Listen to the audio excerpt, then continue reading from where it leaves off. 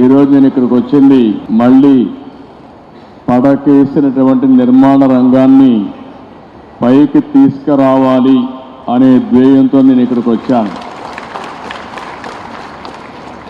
మీకందరికీ కూడా నూతన సంవత్సర శుభాకాంక్షలు. తొందరలోనే సంక్రాంతి కూడా వస్తుంది. సంక్రాంతి శుభాకాంక్షలు. ఇదే కాకుండా భవిష్యత్తులో కన్స్ట్రక్షన్ యాక్టివిటీకి పెద్ద బూస్టప్ రావాలని మనస్ఫూర్తిగా నూతన సంవత్సరంలో కోరుకుంటున్నాను. ఈరోజు మీరు చూస్తే ఎన్నికలప్పుడు మేము చూసాం, నిర్వీర్యమైన రాష్ట్రం, ఎక్కడికి పోయినా సమస్యల వలయం, అన్ని రంగాలు కూడా పతనావస్థకు చేరిపోయినాయి.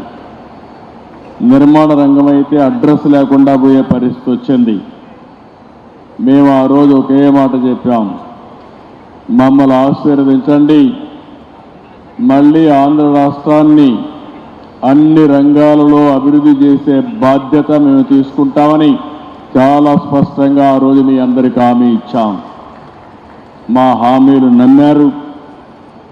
ఎప్పుడూ చరిత్రలో నేను చాలాసార్లు ఎన్నికల్లో పోటీ చేశాను, కానీ స్ట్రైక్ రేట్ చూస్తే 93%, అంటే పెట్టిన అభ్యర్థుల్లో 93% గెలిచారు. అదే సమయంలో 57% ఓట్లు కూడా వేశారు. ఆ నమ్మకంతోనే మేము వచ్చిన వెంటనే మీరు ఒక్కసారి ఆలోచిస్తే పునర్నిర్మాణం ప్రారంభించాం.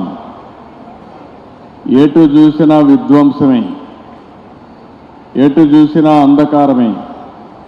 ఎటు పోవాలంటే కూడా ఇప్పటికి కూడా మాకు ఇంకా చాలా సమస్యలు ఉన్నాయి. కానీ అడుగడుగునా ప్రతి ఒక్కరోజు కూడా ఆలోచిస్తున్నాం.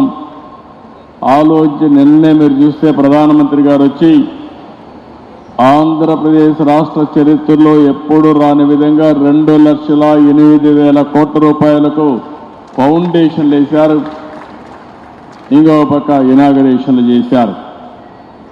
అంటే ఇప్పుడిప్పుడే కొత్తగా పెట్టుబడులు వస్తున్నాయి. విశ్వాసం పెరుగుతూ ఉంది. బ్రాండ్ ఏపీ ఇప్పుడిప్పుడే మళ్ళీ ముందుకు పోయే పరిస్థితి వస్తూ ఉంది. దీంట్లో అనేక రంగాలు పెట్టుబడులు వస్తున్నాయి. ఆ రంగాలు మీరు చూస్తే ఎప్పుడు కూడా నూతనమైన రంగాలను అందిపుచ్చుకోవడంలో ఒక పక్కన ఎన్డీఏ కానీ తెలుగుదేశం పార్టీ కానీ ఎప్పుడూ ముందుంటాం. ఈరోజు మీరు చూస్తున్నారు, 95లో హైదరాబాద్లో ఏమీ లేని సమయంలో అంచెలంచెలుగా అభివృద్ధి చేసి ఈరోజు ఇండియాలోనే నెంబర్ 1 సిటీగా, మోస్ట్ లివబుల్ సిటీగా తయారు చేశామంటే ఆ రోజు చేసిన ఫౌండేషనే. అక్కడ కూడా ఆ రోజు నిర్మాణ రంగమే లేదు. అలాంటి నిర్మాణ రంగాన్ని ముందుకు తీసుకుపోయాం. స్టెప్ బై స్టెప్ అభివృద్ధి చేశాం.